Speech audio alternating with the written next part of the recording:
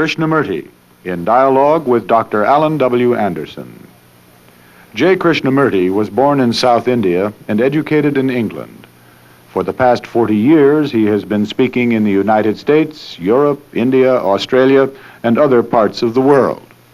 From the outset of his life's work, he repudiated all connections with organized religions and ideologies and said that his only concern was to set men absolutely, unconditionally free. He is the author of many books, among them The Awakening of Intelligence, The Urgency of Change, Freedom from the Known, and The Flight of the Eagle. This is one of a series of dialogues between Krishnamurti and Dr. Allan W. Anderson, who is professor of religious studies at San Diego State University, where he teaches Indian and Chinese scriptures and the oracular tradition. Dr. Anderson, a published poet, received his degree from Columbia University and the Union Theological Seminary. He has been honored with a Distinguished Teaching Award from the California State Universities. Mr. Krishnamurti, in our last conversation together, we had moved from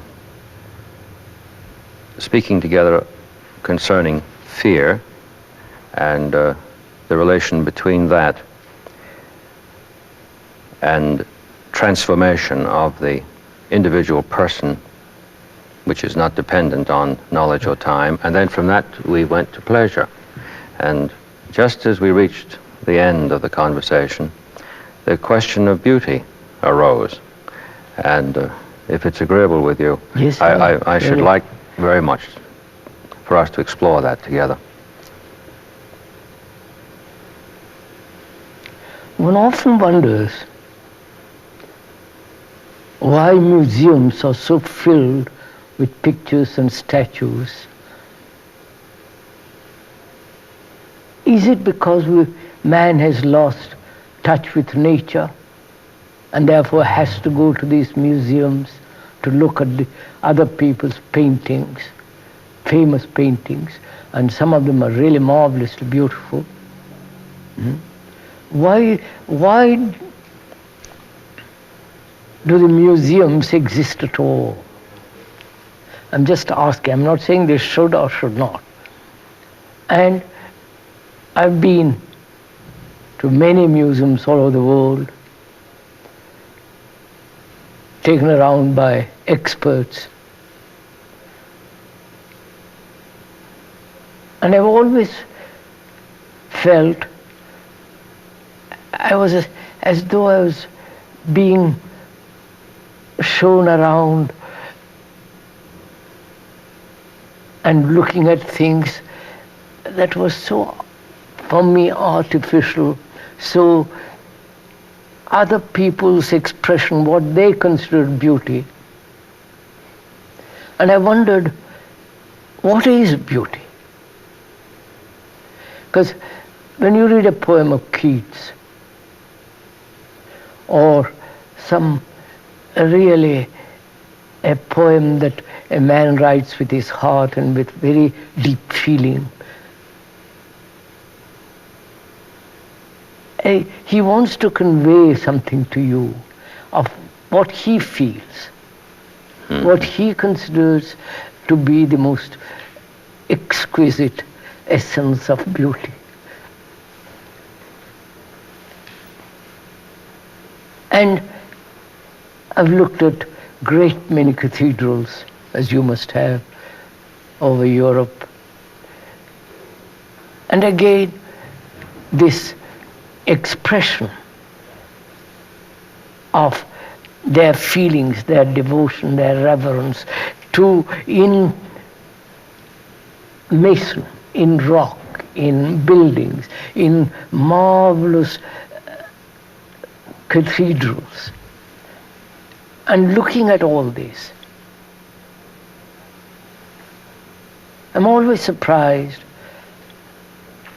when people talk about beauty or write about beauty, whether it is something created by man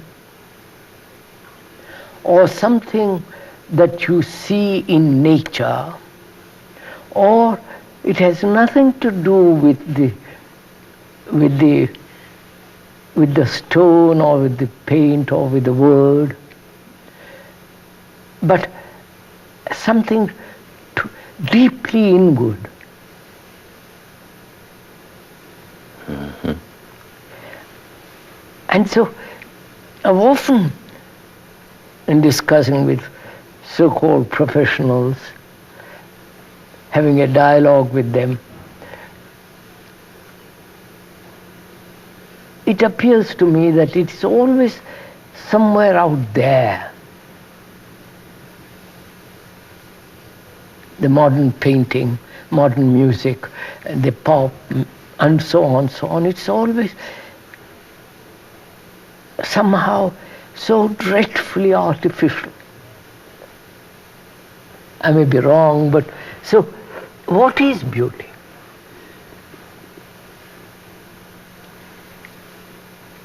Must it be expressed?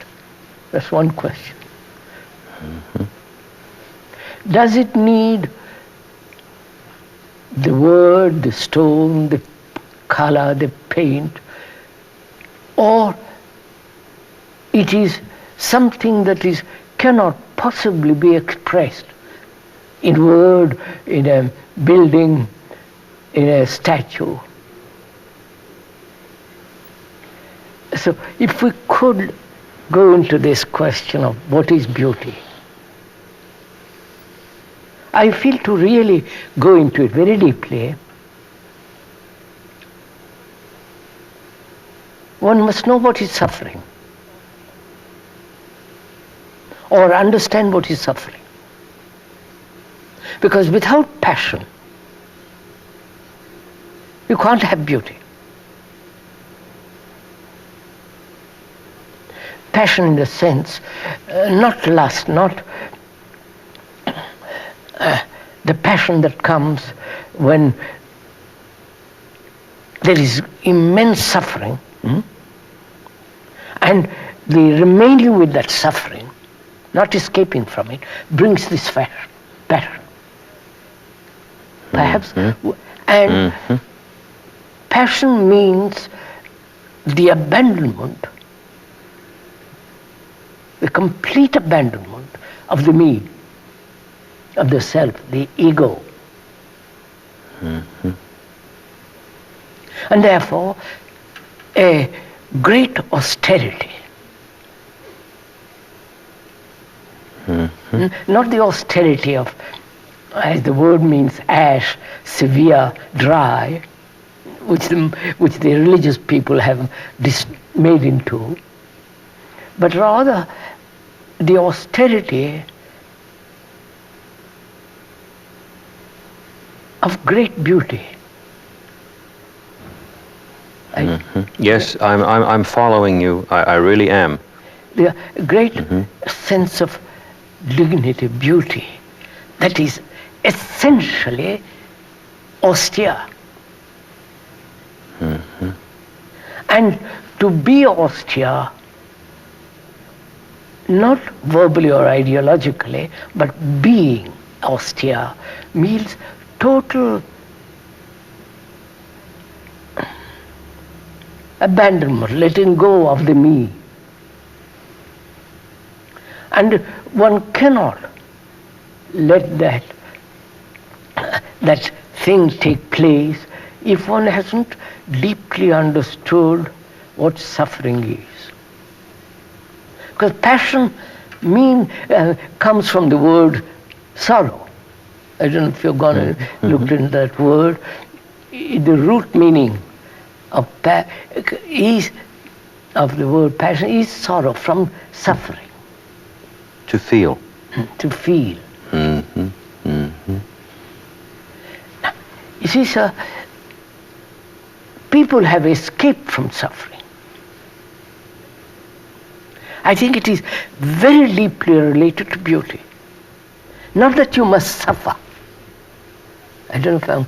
Not that you must suffer, but... Yes. No, we must go a little more slowly. I'm jumping too quickly. First of all, we assume we know what beauty is. Yes.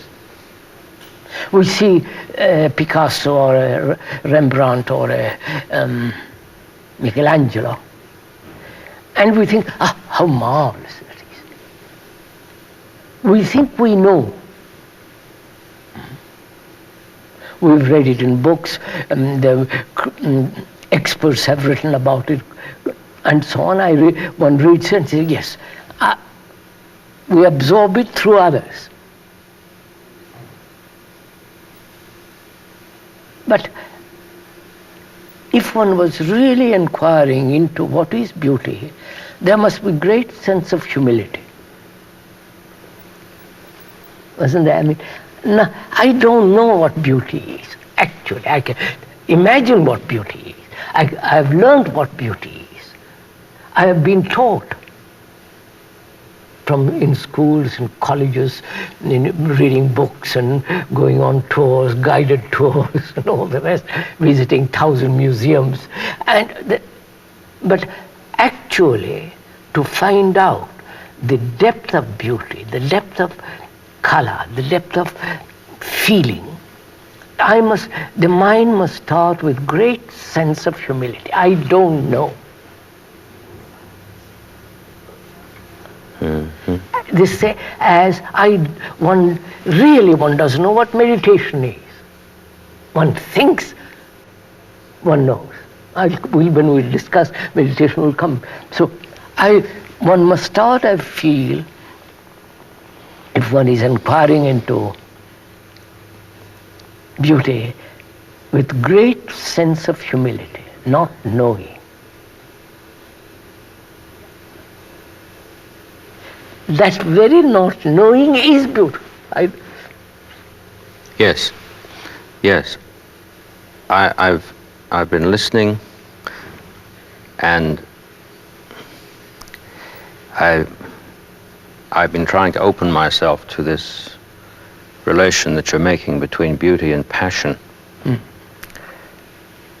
And you see, sir, let's start.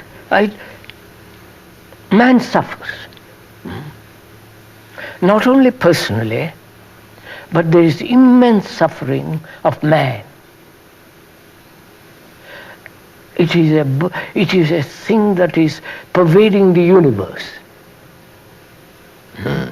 Man has suffered physically, psychologically, spiritually, in every way for centuries upon centuries. The mother cries because her son is killed. The mother cries, or the wife cries because her husband is being mutilated in a war. Or there's tremendous suffering in the world.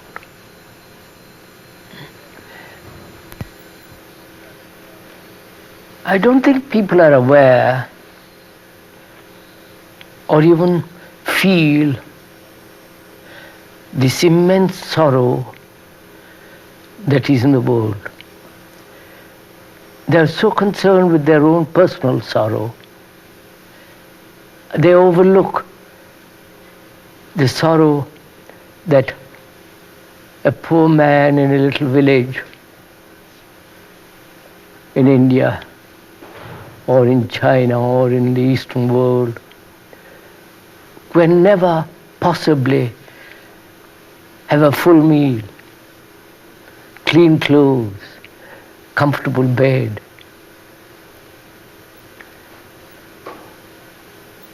And there is the sorrow of thousands of people being killed in war, or in the totalitarian world, millions being executed for ideologies, tyranny, the terror of all that. So there is all this sorrow in the world. And there is also the personal sorrow. And without really understanding it very, very, very deeply and resolving it, passion won't come out of sorrow. And without passion, how can you see beauty? You can intellectually intellectually appreciate a painting or a poem or a statue, but you need this great sense of inward bursting of passion, exploding of passion, and that creates in itself the sensitivity that can say beauty. So it is, I think, rather important to understand sorrow. I think it is related: beauty, passion, sorrow. I'm interested in the order of those words. Beauty, passion, sorrow. If one is, in relation to the transformation we've been speaking about, to come to beauty, I take it's a passage from sorrow to passion to beauty. That's right. Yes, yes. Please do go on. I understand. No. You see, in the Christian world, if I'm not mistaken, sorrow is delegated to a person. Yes. And through that person, or we somehow escape from sorrow. Or at least we hope to escape from sorrow. And in the Eastern world, sorrow is rationalized through the statement that of karma. You know, the word karma means to do. And they believe in karma. That's what you have done in the past life. You pay for it in the present or reward in the present, and so on, so on. So that these two categories of escapes. And there are 1,000 escapes. Whiskey, drug, sex, going off to attend the mass, and so on, so on. Man has never stayed with a thing. He's always either sought comfort in a belief, in an action, in identification with something greater than himself, and so on, so on. But he has never said, look, I must see what this is. I must penetrate it and not delegate it to somebody else. I must go into it. I must face it. I must look at it. I must know what it is. So, when the mind doesn't escape from this sorrow, either personal or the sorrow of man, if you don't escape, if you don't rationalize, if you don't try to go beyond it, if you are not frightened of it, then you remain with it. Because any movement from what is, or any movement away from what is a dissipation of energy. Prevents you actually understanding what is. The what is sorrow. And we have means and ways and cunning development of escapes. Now, if there is no escape whatsoever, then you remain with it. I don't know if you have ever done it. Because in every one's life, there is an incident that brings you tremendous sorrow, a happening. It might be an incident, a word, an accident, a shattering sense of absolute loneliness, and so on. These things happen. And with that comes this sense of utter sorrow. Now, when the mind can remain with that, not move away from it. Out of that comes passion. Not the cultivated passion, not the artificial trying to be passionate, but the movement of passion is born out of this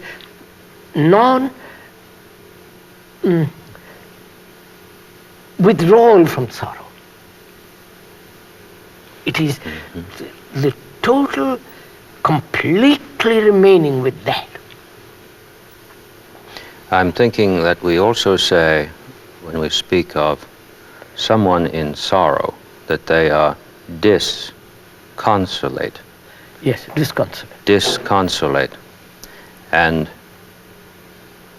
immediately we think that the antidote to that is to get rid of the not to stay with the dis. And in an earlier conversation, we spoke about two things related to each other in terms of opposite sides of the same coin. And while you've been speaking, I've been seeing the interrelation in a polar sense between action and passion.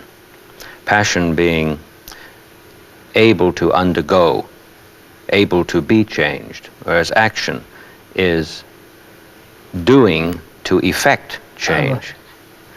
And this would be the movement from sorrow to passion at the precise point, if I've understood you correctly, where I become able to undergo what is there. Yeah. Yes. So when there is no escape, when there is no desire to seek comfort away from what is, then out of that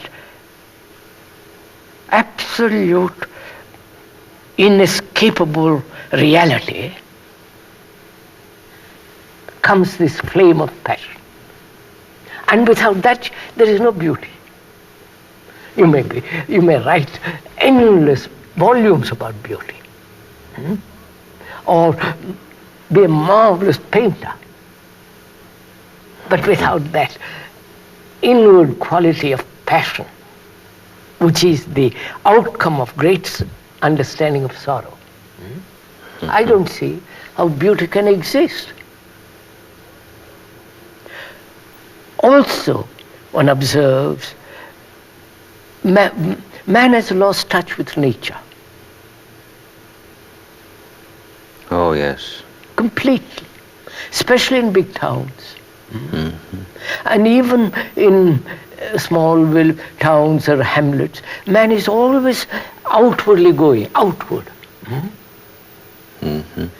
Pursued by his own thoughts. And so he's more or less lost touch with nature. Nature means nothing to him. Yes, it's very nice, very beautiful.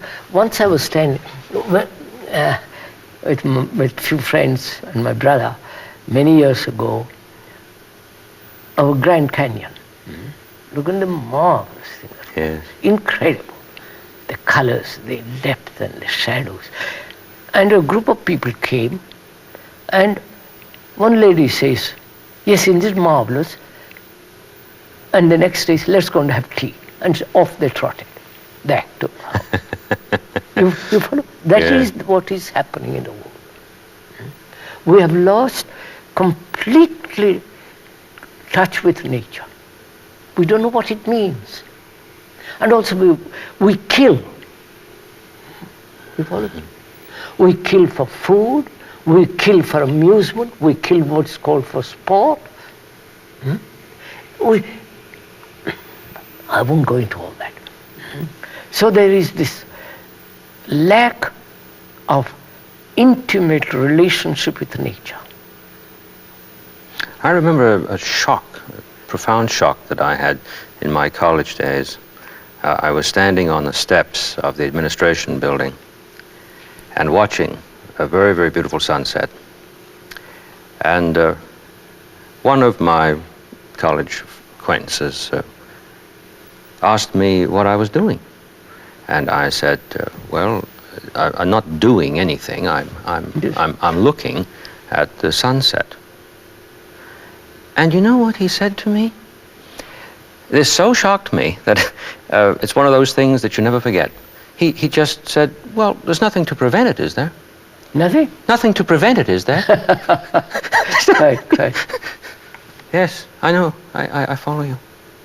So you see, we are becoming more and more artificial, more and more superficial, more and more verbal, a linear direction, neither vertical, not vertical at all, but linear. And so, naturally, artificial things become more important. Theaters, cinemas, the whole business of modern world. And very few have this sense of beauty in themselves, beauty in conduct. You understand, sir? Oh, yes. Beauty Yes. in behavior, beauty in the usage of the language, the voice, the manner of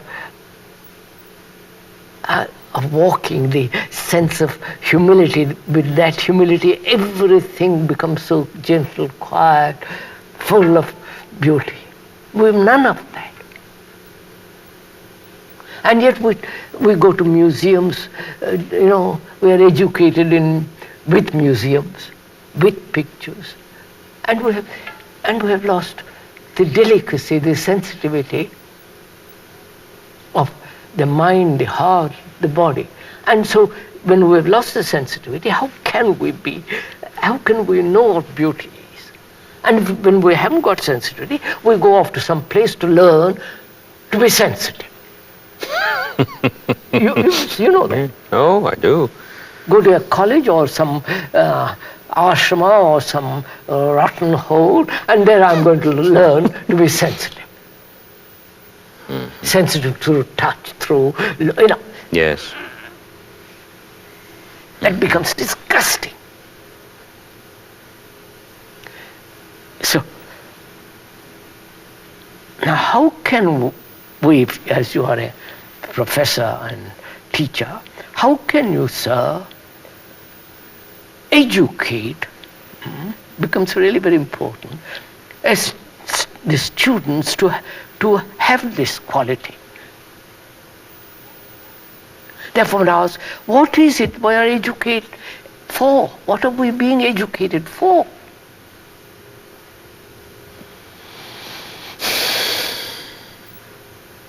Everybody is being educated.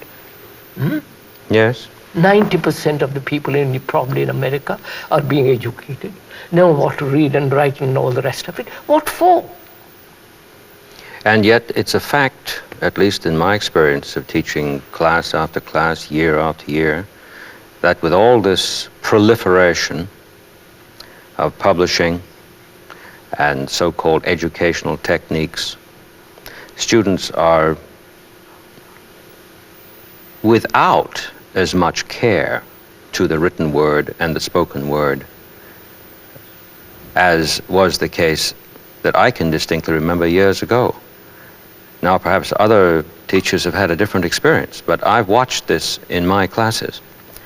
And the usual answer that I get when I speak to my colleagues about this is, well, the problem's in the high schools. And then you talk to a poor high school. And it's around school. And then he puts it on the poor grade school. So we have poor grade school, poor high school, poor college, poor university, because we're always picking up where we left off, which is a little lower next year from where it was before. So that's why I've taught in various universities and so on and so on. I've always felt, what are we being educated for? To become glorified clerks? Well, that's what it turns out to be. Of course it is. glorified businessmen or God knows what else. What for? I mean, if I have a son, that would be a tremendous problem for me. Fortunately, I haven't got son, but it would be a burning question to me. What am I to do with the children that I have? To send to all these schools where they are taught nothing but just how to read and write a book and how to memorize, and forget the whole field of life. They're taught about sex and reproduction, all that kind of stuff, but what?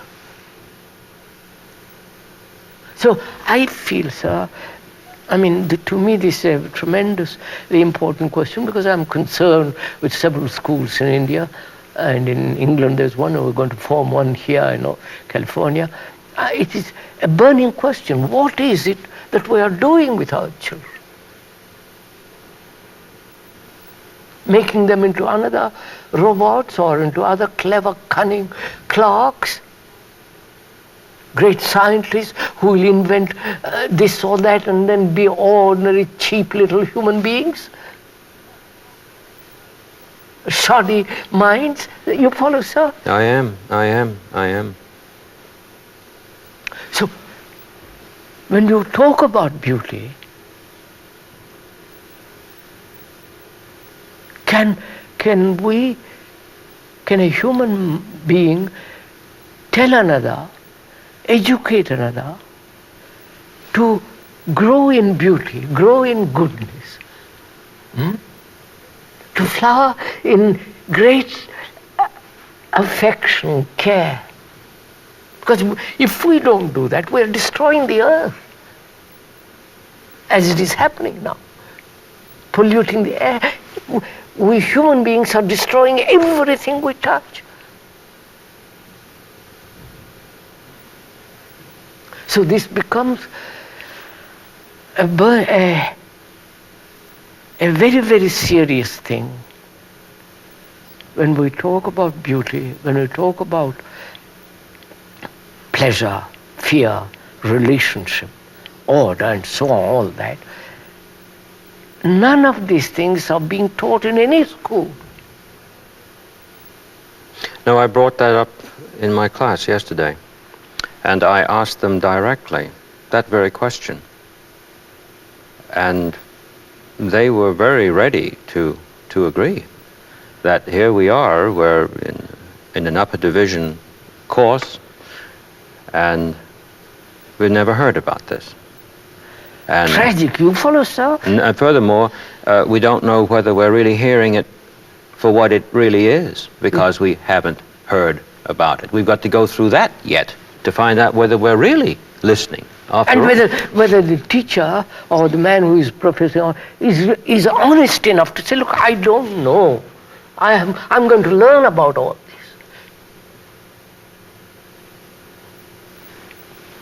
this. So that is why Western civilization, I'm not condemning it, I'm observing. Oh, no. Western civilization is mainly concerned with commercialism, consumerism, and a society that is immoral. Mm-hmm. And when we talk about the transformation of man, not in the field of knowledge or in the field of time, but beyond that, who are interested in this? You follow, sir? Who really cares about it? Because the mother goes off to earn a job, earn a livelihood, the father goes off, and the child is just an incident. Now, as a matter of fact, I know this will probably appear like an astonishingly extravagant statement for me to make, but I think it's getting to the place now where if anyone raises this question at the level that you have been raising it, as a young person, say growing up in his adolescent years, let us say. And he won't let it go. He hangs in there with it, as we say. The question is seriously raised whether he's normal. Yes, quite. And it makes one think of Socrates, who was very clear that he knew only one thing that he didn't know, and he didn't have to say that very often, but he said it even the few times enough to get him killed. But at least they took him seriously enough to kill him. Today, I think he'd be put in some institution for study. That it would have to be, the whole thing would have to be checked out. That's what's happening in Russia. They send him off to an asylum, that's right. mental hospital, and destroy him. Yeah. So here, we neglect everything for some superficial gain. Money. Money means power, position, authority, everything. Money. It goes back to the success thing that you mentioned before. Always later. Always later. On a horizontal axis. Yes. So, but when you, excuse me, please. I did want to share with you, as you were speaking about nature, something that has a sort of wry humor about it in terms of the history of scholarship. I thought of those marvelous Vedic hymns to dawn. Oh, yes. Which, Dakshina, that the way dawn comes, rosy-fingered, and scholars have expressed surprise that the number of hymns to her are, by comparison, few, compared with some other gods. But the attention is drawn in the study not to the quality of the hymn as revealing how it is that there's such consummately beautiful cadences associated with her, for which you'd only need one, wouldn't you? You wouldn't need 25. The important thing is, isn't it remarkable that we have so few hymns, and yet they're so wonderfully beautiful? What has the number to do with it at all? Is the thing that I could never get answered for myself in terms of the environment in which I studied Sanskrit and the Veda. The important thing is to find out which god, in this case Indra, is in the Rig Veda mentioned most often. Now, of course, I'm not trying to suggest that quantity should be overlooked, but by no means. But if the question had been approached the way you have been inquiring into it, deeper, then I think scholarship would have had a very, very different career. We should have been taught how to sit and let that hymn disclose itself and stop measuring it. Yes, sir. Yes, please do go on. That's what I was going to say. See, when discussing beauty and passion and sorrow, we ought to go into the question also of what is action. Yes. Because it is related to all that. Yes, of course. What is action? Because life is action. Living is action. Speaking is action. Everything is action. Sitting here is an action. Talking, a dialogue, discussing, going into things is a series of actions, a movement in action. So, what is action? Action obviously means acting now, not having acted or will act.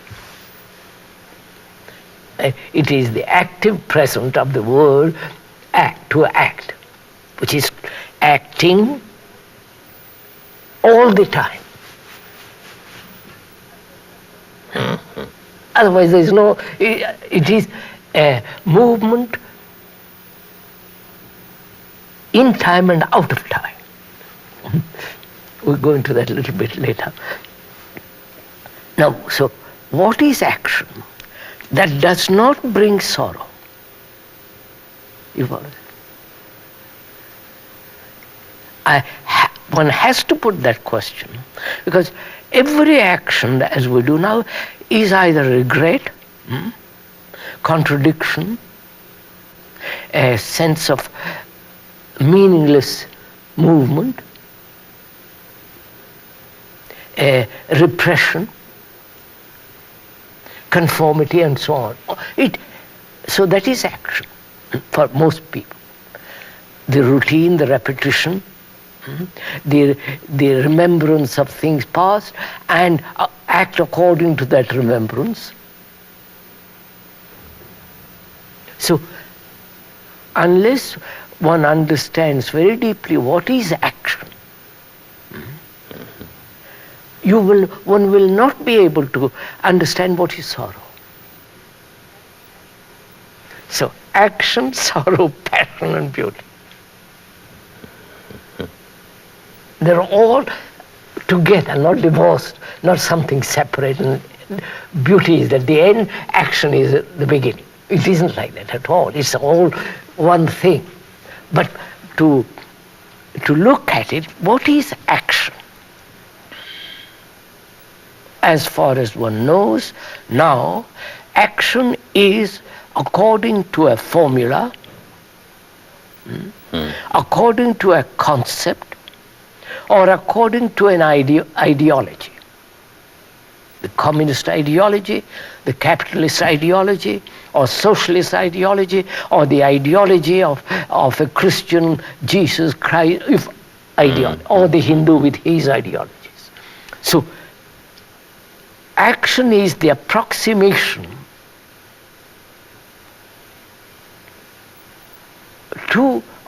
of an idea. I act according to my concept. That concept is traditional, or put together by me, or put together by an expert. Lenin, Marx have formulated, and they conform according to what they think, Lenin, Marx. And action is according to a pattern. You follow? Yes, I do. What's occurring to me is that under the tyranny of that, one is literally driven. Absolutely. Driven, conditioned, brutalized. You don't care for anything except for ideas and carrying out ideas. See what's happening in China and you follow in Russia? Yes, I do. And here too, the same thing in a modified form. So, action as we know it now is conformity to a pattern, either in the future or in the past, an idea which I carry out, a resolution or a decision which I fulfill in acting. The past is acting. So it is not action. I don't know. Yes. Well, I'm aware of the fact that we suffer a radical conviction that if we don't generate a pattern, there will be no order. So you follow what is happening, sir? Order is in terms of a pattern. Yes. Preconceived. Yes. Therefore, it is disorder that against which an intelligent mind fights. Fights in the sense, revolts. So that's why it is very important, if we are to understand what beauty is, we must understand what action is. can there be action without the idea? Idea means, you must know from Greek, means to see. Mm-hmm. See what we have done, sir. The word is to see. That is, seeing and the doing. Not the seeing, draw a conclusion from that, and then act according to that conclusion. You see what? Mm-hmm. Oh, yes. Yes. See, perceiving, from that perception, draw a belief, an idea, a formula, and act according to that belief, idea, formula. So we are removed from perception. We are acting only according to a formula, therefore mechanical. It just occurred to me. You see, yes, sir, yes, I do. how our minds have become mechanical. Necessarily so. It's obvious. Yes. I just thought about Greek sculpture and its different character from Roman sculpture. Okay. The finest of The Periclean ancient age Greek and so on. Yeah. sculpture is extremely contemplative. It's sometimes been remarked that the Romans had a genius for portraiture in stone, and of course, law and order and all that. Yes, and of course one would see their remarkable attention to personality. But what occurred to me while I was listening to this is something that had never occurred to me before. That the Greek statue with which one sometimes asks himself, well, the face doesn't disclose a personality. Perhaps the quiet eye recognized that you don't put onto the stone something that must come out of the act itself. Quite. Because you're doing something that you must wait to come to pass. The Greeks were correct. It's an expression of that relation to form, which is an interior form. Marvelous grasp of that. It's a grasp that allows for splendor. Yes, sir. To break out, rather than the notion that we must represent it. Yes, I am following you, aren't I? You see, sir, that's why one must ask this essential question: what is action? Is it a repetition? Is it imitation? Is it an adjustment between what is and what should be or what has been? Or is it a conformity to a pattern, or to a belief, or to a formula? If it is, then inevitably there must be conflict. Because idea, action, there's an interval, a lag of time between the two, and in that interval great many things happen. A division in which other incidents take place, and therefore there must be inevitably conflict. Therefore action is never complete. The action is never total, it is never ending. Action means ending. You know, you used the word Vedanta the other day. It means the ending of knowledge, I was told. Not the continuous of knowledge, but the ending. That is the free, all that. So, now, is there an action which is not tied to the past as time, or to the future, or to a formula, or to a belief, or to an idea, but action? The seeing is the doing. Yes. The seeing is the doing becomes an extraordinarily a movement in freedom. The other is not freedom. And therefore, sir, the communists say there is no such thing as freedom. That's a bourgeois idea. Of course it is bourgeois idea, because they live in ideas, concepts, not in action. They live according to ideas and carry those ideas out in action, which is not action. They're doing. I don't know. Oh, yes. I was just thinking. And this is what we do in the Western world, in the Eastern world, and all over the world, is acting according to a formula, idea, belief, a concept, a conclusion, a decision.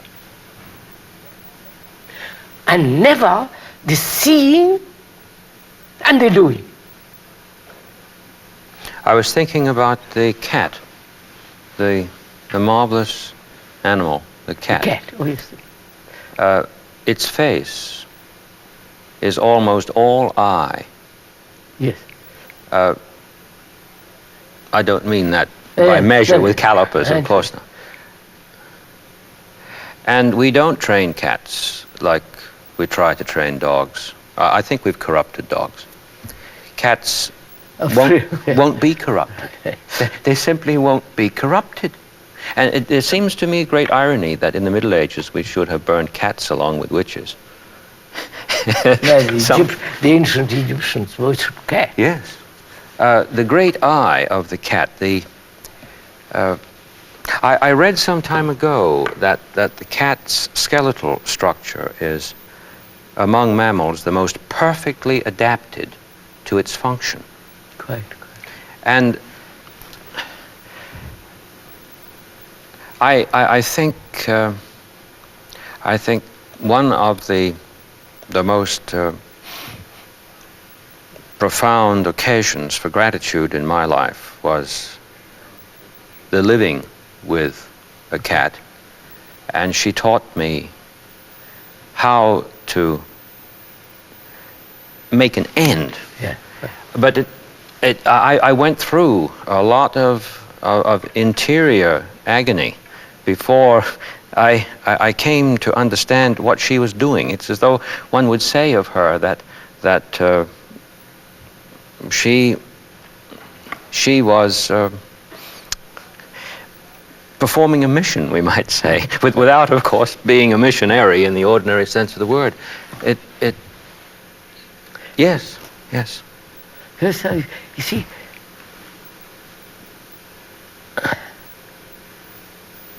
one begins to see what freedom is in action.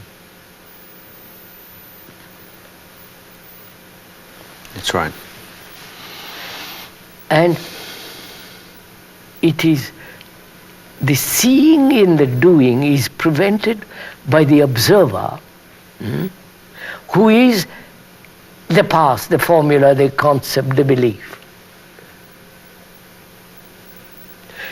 That observer comes in between perception and the doing. That observer is the factor of division, the idea and the conclusion in action. So can we act only when there is perception. We do this when we are at the edge of a precipice. The seeing danger is instant action. If I remember correctly, the word alert comes from the Italian, which points to standing at the edge of a cliff. Cliff. That's right. That's pretty serious. You see, but it's very interesting. We are conditioned to danger of a cliff, of a snake or a dangerous animal and so on. We are conditioned. But we are not conditioned to, and we are conditioned also to this idea, you must act according to an idea, otherwise there is no action. No, we are conditioned to that. To that. Oh yes, terribly so. Terribly. So we have this condition to danger, and condition to the fact that you cannot act without a formula, without a concept, belief and so on. So these two are the factors of our conditioning. And now someone comes around and says, look, that's not action. That's merely a repetition of what has been. Modified, but it's not action. Action is when you see and do. And the reaction to that is, oh, I see, he has a new definition of action. No. Yes, and I'm not defining. Yes, of course not. I mean, I've done this my life, all my life. I see something and I do it. Yes. Say, for instance, as you may know, I'm not being personal or anything.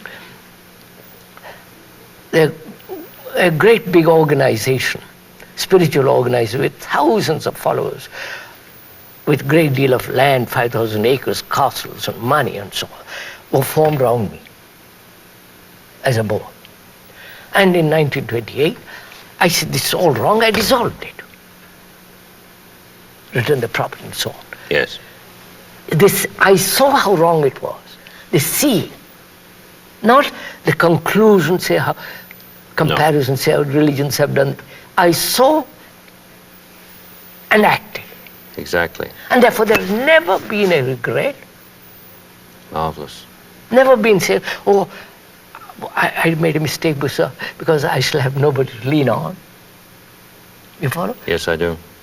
Could we next time, in our next conversation, relate beauty to seeing? I was going there. Oh, splendid. Yes, that's wonderful.